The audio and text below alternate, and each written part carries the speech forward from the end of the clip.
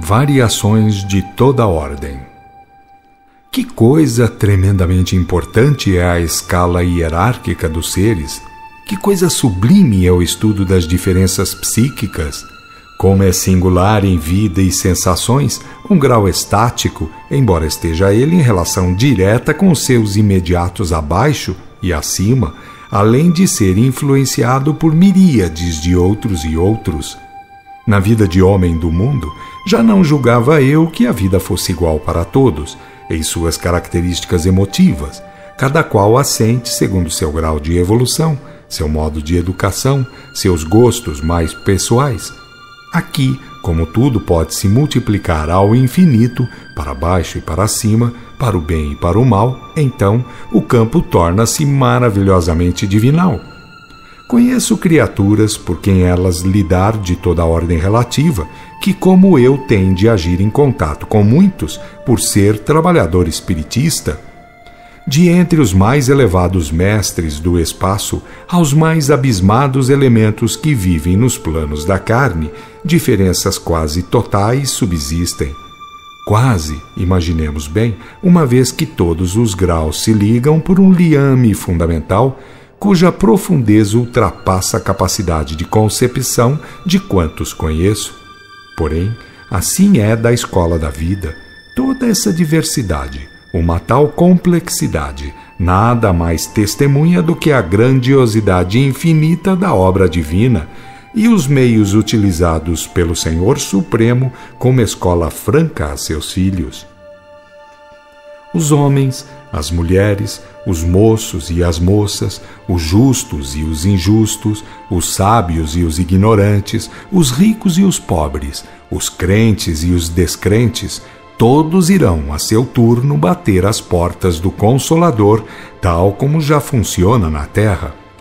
E se encarnados passam como bons os ruins, e como ruins os bons, por lhes faltar os poderes de penetração, outra coisa é o que se dá de nossa parte, o que se passa de nosso lado. Aqui, também, o Consolador é buscado por falanges de falanges, principalmente pelas de baixo padrão hierárquico, em vista das necessidades prementes de melhora em todos os sentidos. É Deus, em sua sabedoria, servindo os espíritos pelo espírito. E como se portam mal umas tantas criaturas, como são rebeldes certas falanges, que coisa fariam caso pudessem? Amigo leitor, quando tu para aqui mudares, com armas e bagagens, terás de sentir o peso ou a leveza das mesmas de um modo tão real, tão simplesmente real, tal como se for a coisa mais corriqueira da vida cotidiana e da carne. E por isso mesmo, tu aprenderás a medir tudo, todos os atos, do ponto de vista espiritual, sem confundir o espírito com a matéria, mas também a solucionar os problemas segundo o prisma da melhor análise, que é não confundir entre natureza essencial e organização de caráter. O santo, muitas vezes, está forrado pelo devasso. O Filho de Deus, por involução, parece filho da treva. E você terá de ver como procedem os grandes mentores, aqueles nas costas de quem pesam obrigações administrativas de grande alcance e tremenda responsabilidade. Dir-se-ia, se não estivesse a sociedade astral organizada por partes, por zonas, por graus, por esferas, ser impossível ajuizar sobre a ordem reinante. O emprego da justiça para muitos efeitos é, segundo o sistema terrícola, produto de leis sociais organizadas pelos mentores. O que quero dizer não é que tenha sido inventado aí ou aqui, nem para favorecer a quem quer, daí ou daqui, como o fazem muitos dos que daqui dão notícias aí, empanturrando tudo de um parcialismo cabotino, como se isto fosse viver e aí morrer, como se aqui tivéssemos inteligência e aí negação da mesma. Digo e afirmo que bom ou mau caráter, sabedoria ou ignorância nunca foram privilégio de quem quer, daí ou daqui. Medram aí vultos nobres, belas celebrações, sentimentos celestiados, ao lado de tantas mazelas, tal como aqui, tomando-se os planos em conjunto.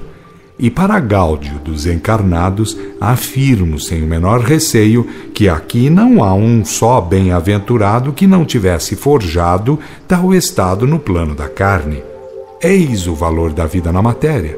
Prezai-vos, pois, porque tal é a disposição divina para convosco. Respeitai vossas belas condições, já que ninguém aí está que tenha ido sem graves compromissos.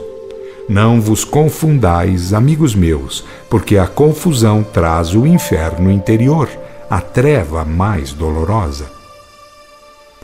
Um dia destes, recebemos ordem de abandonar um centro espírita, pelo simples fato de terem os seus dirigentes aceito o alvitre de um espírito fetichista, desses que se dizem pai, isto e pai aquilo, recomendando práticas tais e quais, coisas pouco evangélicas e sempre medíocres, tais como formalismos advindos com ele, dos inferiorismos clericais e fetichistas aí da carne, e aqui muito cultivados nas zonas inferiores. Os dirigentes, que foram provados, ao invés de instruírem ao pobre irmão, negando-se a obedecê-lo, prontificaram-se a seguir-lhe o conselho.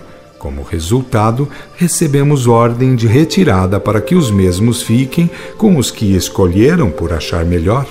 Nisso, houve prova para muitos, e um dia haverá recompensa justa. Assim é o programa de instrução. Dado isso, previno a quantos tenham inteligência de entender, pois nem tudo que vem em nome do Senhor é mesmo do Senhor. Quase todos os grandes crimes da história foram praticados em nome do Senhor. Isso o sabeis muito bem. E o fato de terdes hoje a vontade, o Consolador por cultivar, não significa que vos tenhais identificado cabalmente com sua melhor expressão, em conhecimentos e em emprego de valores. Homens de todos os matizes, daqui e daí, exercitam o culto do mediunismo. Isto quer dizer, sem dúvida, que os méritos do exercício variam ao infinito. Nada, porém, temos ainda de totalmente perfeito. Não quero dizer, de modo algum, sejam tais mentalidades desencarnadas, ruins ou francamente perversas, destituídas de boas qualidades. Quero dizer que, ao lado do que podem ensinar, muito falta para bons aprendizados. E se os encarnados agissem com um pouco mais de prudência, haveria melhores possibilidades para todos, principalmente para tais pretensos pais, que vivem em ambientes doutrinariamente frouxos, forçando consciências, fazendo estrepolias à custa do emprego de elementos, de leis, de meios pouco evangélicos. Não quero tirar a ninguém o direito de liberdade de ação, mas afirmo que muitos de tais pais nada mais são do que filhos impudicos ainda, daquele Senhor que para outros fins conferiu virtudes, e que muitos dos seus seguidores, deste lado, vieram a se achar mal, sendo que muitos, apesar de cultores do mediunismo, perderam na parada ao invés de ganhar. Tudo, pois, no mundo das relatividades deve obedecer ao ideal de progressividade, rumo ao melhor, custe o que custar. Vejam, pois, bem intencionados do mundo, um espetáculo como este. Homens titulados, médicos, engenheiros, altos funcionários, moças, moços, matronas e homens encanecidos em pleno bacanal candomblista, pedindo serviços quetais a quetais espíritos em troca de fumo, doces, bebidas, de que os mesmos se apoderam por meio da interpenetração dos corpos fluídicos, tudo em meio a danças sensuais, meneios, menos dignos, fumaças e fluidos repelentes. Esse, amigos, o Espiritismo apresentado pelo Cristo no Pentecoste ou aquele exposto na codificação? Tudo é passível de aprimoramento ou corrupção por parte do homem e no setor que lhe seja afeto pelo cunho de relatividade. Neste caso, amigos, cumpre-vos policiar o exercício mediúnico, Conhecer até mesmo todas as verdades fundamentais ou essenciais nada representa como valor de fato. O mérito vem da melhor prática. Em tudo, de qualquer forma, devem prevalecer o ser, a simplicidade e a produtibilidade. A primeira condição independe de nós, mas para ser simples e produtivos, temos de lançar mãos dos inconfundíveis valores íntimos. Eles são por conhecer, por sentir, por viver, e a consequência lógica é responsabilidade definida perante a suprema lei que, do mais profundo do eu, se manifesta. Assim foi que comigo se deu. Assim é que sei se passa com outros, ressalvadas as variantes formas e modalidades de purgação. Na essência, porém, ninguém toma do espírito pela mão ou pela orelha para conduzi-lo ao lugar de suplício. É o próprio espírito, em verdade, quem se prepara para toda e qualquer finalidade. E é por isso, mais uma vez, que quero protestar contra toda essa saraivada de louva-minhas melosas, nauseantes, que os clericalismos do mundo ensinam, e com as quais pretendem alcançar os favores de Cristo, dos mestres e líderes de todos os tempos, lugares e matizes.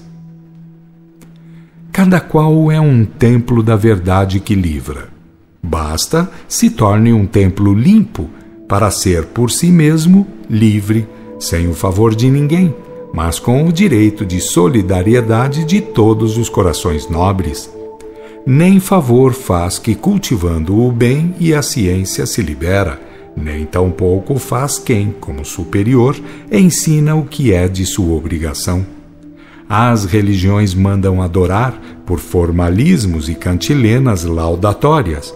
A suprema justiça pede obras decentes, cumprimento do dever, solidariedade humana.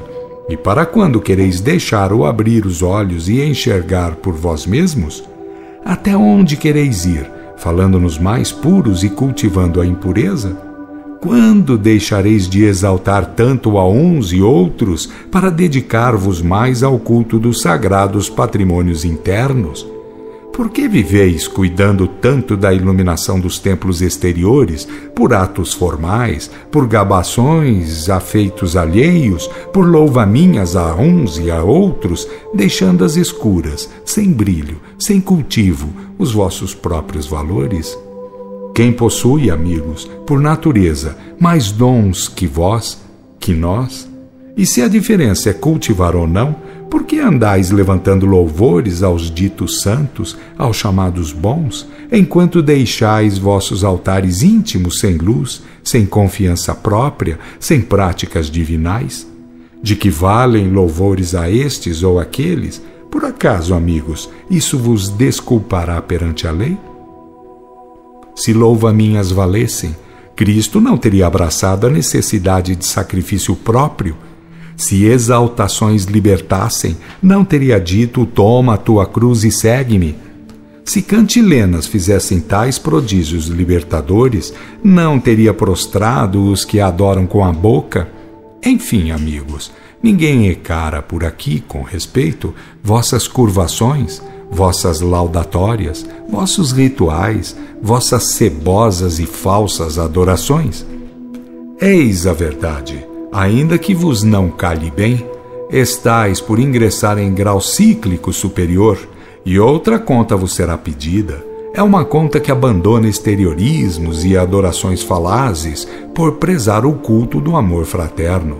O tempo, pois, que haveria de gastar em louvar aos vossos santos de todos os matizes, gastai-o em amar-vos uns aos outros, por vos sentirdes a todos como filhos da vida, do amor e da justiça.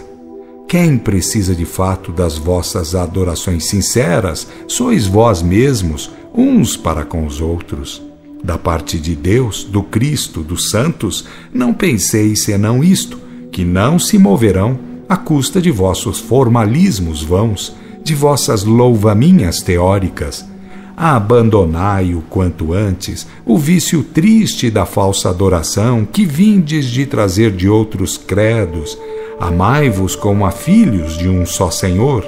amparai-vos sempre, compreendei-vos como partícipes de uma mesma origem, como sujeitos ao mesmo plano, como votados ao mesmo glorioso fim. Faz uns 3 meses que meu pai me acompanha em trabalhos que pratico como guia de 2 médiuns aí da carne. Como tal, espírito intelectualmente cultivado, apanha ele com facilidade todos os ensinos. Sobe bem e depressa para o plano hierárquico em que se achava antes de reencarnar, e se falhou, mais deveu isso ao passado por espiar do que mesmo por incompreensão no presente. Afinal, eu e ele tivemos agravos no culto dos exteriorismos religiosistas e nos exclusivismos sectários. Tal como truncamos a evolução nos outros, assim nos impôs a lei de equilíbrio universal. E vamos ao caso. Uma senhora assistente do centro espírita, onde trabalhamos 2 vezes por semana, pediu por alguém de suas relações, já desencarnado há bem tempo. Um pedido de informe, desses tão comuns e louváveis, mas que, em verdade, muita vez termina para pedinte daí, continuando-se em programas aqui, onde nada deixamos nem podemos deixar de lado, desde que contando com o beneplácito da lei. Eu e meu pai fomos localizar o tal irmão, 3 dias depois, em lugar bem interessante, do ponto de vista do mecanismo da lei de causa e efeito. Estava ele em vastíssima planície sem fim, parecia, mas toda inçada de grotas e rochas, pedras e pedreiras, areais e sol escaldante. Com ele estavam mais 3, e tudo do que tratavam era fugir daquele lugar infernal. Suarentos, cansadíssimos, enferidados, barbudos, famintos, desalentados, saltavam e ressaltavam as mesmas pedras, davam volta em torno às mesmas grotas, repetiam os mesmos caminhos, elaboravam os mesmos planos. Nunca, porém, saíam do mesmo sítio. Ali, sempre ali, como que atados por invisíveis, mas tremendos liames de variada ordem. E dizem que o Dante sonhou, murmurou meu pai, profundamente compungido. O senhor sabe como fazemos para que o encarnado pense a nosso gosto, embora se julgue dono das ideias? Um dia, os encarnados compreenderão que o panorama mediúnico é muito mais vasto do que imaginam. Ouso dizer mesmo que muitos inspirados e intuídos da carne servem-nos com muito mais precisão do que aqueles que nos emprestam seus corpos.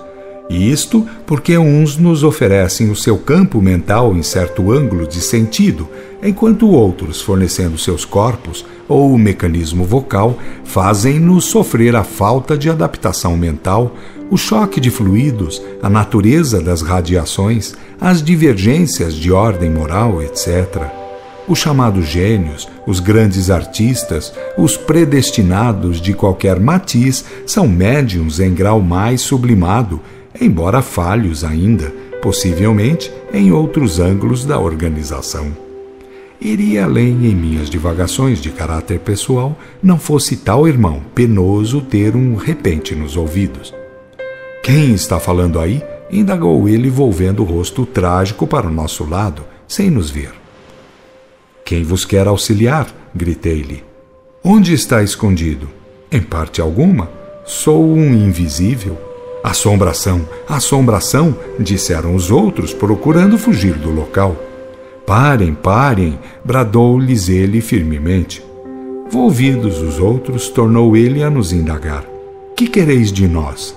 Como podereis nos auxiliar? Somos espíritos benfazejos. Uma vossa parenta, ainda encarnada, pediu em vosso auxílio, e como há da parte da lei disposição em vosso favor, eis que viemos vos procurar. Quereis nosso amparo, irmãos? A misericórdia de Deus baixou sobre nós, disse ele, iluminando os olhos embaciados por um momento.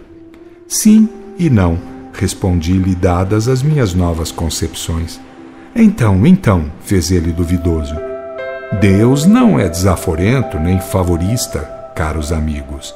Basta de apelar para seus favores e temer seus desaforos. tudo quanto se passar com seus filhos já conscientes representará e nada mais o produto de disposições internas. É assim que age a Suprema Lei. Não vem de fora, mas sim representa apenas o fiel do equilíbrio. Quem discrepa em si o faz, bem como quem com ela coordenar internamente o fará.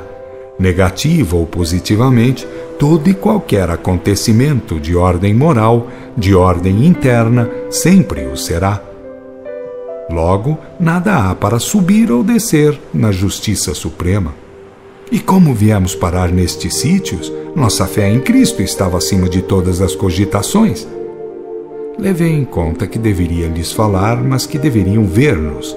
Sabia que a lei com eles já estava para um tal efeito e por isso disse-lhes: responder-lhes-ei, amigos, com provas de fato, mas agora procuremos ver-nos uns aos outros. Como fazer? Disse um deles, um homem magro e assustadiço. E fizemo-nos visíveis, num lance de vontade, eu e meu pai. Isso bastou para que viessem a nós precipitadamente. Nossos aspectos não poderiam jamais os tornar duvidosos de nossos caracteres. Eis como fazer, disse eu ao tal homem, abraçando-o fraternalmente. Sois uns anjos de Deus, disse ele comovido. Sabeis o caminho para sair daqui? Falou um outro em cujos olhos brilhavam lágrimas de contentamento. E o tal homem, móvel de nossa ida a tal local, por via do pedido daquela irmã já citada, interrompeu toda e qualquer conversação, dizendo: gostaria, amigo, que nos dissesse qualquer coisa sobre nossa vinda para este lugar penoso. Disse que nos daria provas de fato. E não tendes a prova no fato? Interpelei-o. Sendo desencarnados e estando aqui, deveis saber que Deus, por disposição natural vinculada ao Filho, assim dispôs. Do contrário, amigos, seria erro da parte do próprio Deus, e nem vos creio capazes de tal imaginar. E a nossa fé em Jesus? Argumentou um outro vivamente. Tudo é relativo, e a fé sem obras é morta, meu irmão. Diz que tudo é relativo porque o valor da fé, em sua relatividade, não poderá ser negado, porém, um fator é apenas um fator e não todos os fatores. Que fizemos de crime, então? Apenas aquilo que todo e qualquer cidadão do mundo poderá fazer. De resto, Senhor, pregamos a Jesus como o único Salvador em nossas palavras e em nossos atos. Então, objetei, a justiça divina cometeu o seu primeiro erro ao tratar de vosso caso, ela que age do interior para o exterior. O homem fez um gesto de dúvida, moveu os lábios e disse baixinho: não digo isso, mas... Bem, prossegui então. Bem, digo-vos que sei de vós o suficiente para falar com conhecimento de causa. Antes de vir buscá-los, sondei-lhes os documentos em vossos planos de vida. Antes de encarnardes, li de vossas vidas, de vossas condutas, etc. Então, atalhou um outro, que ainda não havia dito coisa. Sabe que fizemos muito pela reforma luteranista? Sei, respondi resolutamente, que lutaram muito pelo sectarismo luterano. Sei que muito fizeram por vossas mesmas convicções. E sei que, por isso mesmo, o erro apareceu em vossos feitos. Estou basbaque, balbuciou um dos presentes entre dentes. E fui prosseguindo, na consciência do que sabia, por lhes ter lido uma espécie de folha de corrimento nas devidas regiões correspondentes. Pregastes a Jesus como único Salvador, mas Jesus ensinou que cada qual será o seu próprio Salvador, pelas obras que praticar para com o próximo. Disseste aos homens que, se não vos aceitassem as afirmações, estariam perdidos eternamente, e por um desses complexos da alma inferior em evolução, chegastes a sentir prazer na perdição de muitos de vossos irmãos. Quereis dizer que estou exorbitando ou que a Suprema Lei tenha se enganado? Os 4 baixaram suas cabeças e procurei animá-los, pois eram irmãos, eram lutadores, eram idealistas. Tinham errado num campo onde trilhões de trilhões já erram, onde errarão, onde eu mesmo tinha chafurdado tristemente. Levantai vossos ânimos, sois filhos da luz, um grande dia vos espera. E o principal deles, para nós, tendo levantado levemente o rosto, olhou-nos com algum pesar para logo dizer: verdadeiramente, mas creio esse crime vive sendo repetido por séculos, por gerações e gerações. Jesus não disse tudo, não poderia dizê-lo de modo algum em tal tempo, e deixou dito que deveríamos amar a Deus de todo o coração e com toda a inteligência. Onde estará o homem capaz disso, no mundo de homens de carne e ossos? Meu pai soltou gostosíssimas gargalhadas, tendo ido pela primeira vez falar a um deles, e disse em seguida: se soubessem de que coisas existem aquém da morte, que de tremendos abismos concepcionais, que de torturantes lacunas. Que faremos? Perguntou-me o homem, duvidoso de si mesmo, descrente de seus merecimentos. Não vos disse que tudo é relativo? Pois se recebeste o prêmio do erro, como não receber a recompensa das virtudes exercitadas? Por acaso só serão contados os ceitis negativos? Então, demo-nos as mãos, amigos. Agora, pensemos em Cristo. Dentro de segundos, estávamos bem longe daqueles sítios angustiosos. Fiz questão de levá-los a pé pelos arredores da cidadezinha, onde começariam a trilhar a vida melhor. Atravessamos pomares e jardins, onde o aroma de frutos e o perfume das flores embriagam de suave espiritualidade. Parece a terra divinizada, disse um deles. Quem diria que o céu seria assim? Considerou o outro. E quem disse que podeis falar em nome do que esteja para baixo e para cima? Interveio meu pai. Já haviam eles comido dos frutos do local, já haviam aspirado o perfume em levante das flores, já haviam observado a plumagem das aves esbeltas e felizes, e ao depararem com uma fonte, quiseram beber de sua límpida água. Todo caso, alguém tinha ali fincado uma cruz em cujo braço havia esta legenda: símbolo da necessidade de sacrifício próprio. E um dos protestantes quis orar, pondo-se de joelhos. Os outros o seguiram. Eu e meu pai nos conservávamos de pé, pois somos dos que creem mais nas ações nobres em memória do Senhor do que daqueles que se dobram muito, mas fisicamente para o Senhor. E seja lá como for, ainda estando eles a adorar segundo modo e gosto próprios, uma voz forte como um trovão se fez ouvir, dizendo: bendito os que adoram em obras de amor. E tendo todos nós volvido os olhos para o lado de onde veio a voz, vimos que uma como estrela muito brilhante se formava, tendo o centro cristalino e de tal modo intenso que não se lhe podia encarar. Depois desfazia-se em belíssimas cores, prolongando-se o brilho e a influência. Por fim, foi subindo, subindo, subindo, e sumiu-se nas aparentes alturas siderais. Os 4 protestantes, então, perguntaram-me quase que simultaneamente, como se alguém lhes tivesse imposto a ideia: qual o seu credo? Por cultivo, o Consolador. Por religião, o amor.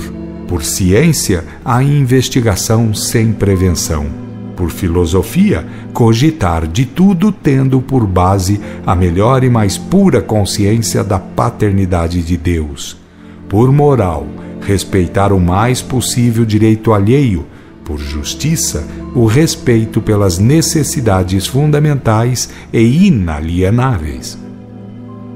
Como cultiva o Consolador? Interrompeu-me um deles. Dentro de 10 horas, mostrar-vos-ei, quero conduzi-los a uma sessão de espiritismo. Ali então lembrai-vos do Pentecoste, daquele batismo de espírito para o qual cumprir foi a carne o Cristo, e por cuja solvência mereceu dos irmãos menores tudo aquilo de que já sois conhecedores, sem dúvida. E eu que fui tão avesso ao espiritismo, comentou um deles. Não vos preocupeis com isso. Eu fui um dos crucificadores de Cristo, tinha a Moisés na conta de tudo, de completo, e... Mas Moisés profetizou sobre Jesus, atalhou um deles vitorioso. E Jesus foi crucificado por legar um consolador, emendou meu pai. E outra vez uma voz se ouviu dizendo: e será o confraternizador das gentes, na terra e nos planos erráticos. Desta feita, porém, vimos a quem falou. Era aquele mesmo alemão batalhador que amava a melhor verdade que conhecia e que no século XVI, avançando sobre o que já haviam feito Joana d'Arc, Wycliffe, João Hus, conquistou para milhões de irmãos o direito de pensar melhor e livremente sobre as verdades ensinadas pelo Cristo, preparando o caminho para novos surtos no porvir próximo, quando a grande eclosão mediúnica resolveria de modo violento o pensamento humano. Os 4 protestantes olharam com carinho invulgar para aquele vulto simpático e aureolado em luz, aproximaram-se dele e falaram-lhe com liberdade, e ele falou com simplicidade, tenho dito mais ou menos. Somos falanges de seres que trabalhamos por concretizar no mundo as profecias do Senhor. Muito ainda resta a fazer, principalmente no campo da religião, que é um dos que mais separam os homens irmãos entre si. Como lamento que, em nome de um Pai de amor e justiça, tantos crimes sejam perpetrados no mundo, quer lá na terra, quer aqui, onde nas zonas inferiores coisas incalculáveis se passam. Minutos depois, a simpática figura despedia-se e partia rumo aos seus afazeres de grande chefe de serviços. E nós rumamos para o departamento competente, onde os 4 novos irmãos ficariam inscritos para fim de serviços. Depois disso, despedimo-nos, eu e meu pai, deles tendo partido para novos rumos, sempre dentro desse imenso plano geral, tão mal compreendido pelos homens que tudo querem particularizar e, particularizando, entregam-se à dor. Afinal, até quando viverão os homens, encarnados ou desencarnados, separando-se no que não deviam por questões subalternas? Que coisa são os convencionalismos humanos? Por que trair o superior em benefício do medíocre e infernal? Onde a razão para, em nome da cor, da raça, da crença, da posse e etc., investir como feras contra os ditames da mais terna e pura fraternidade?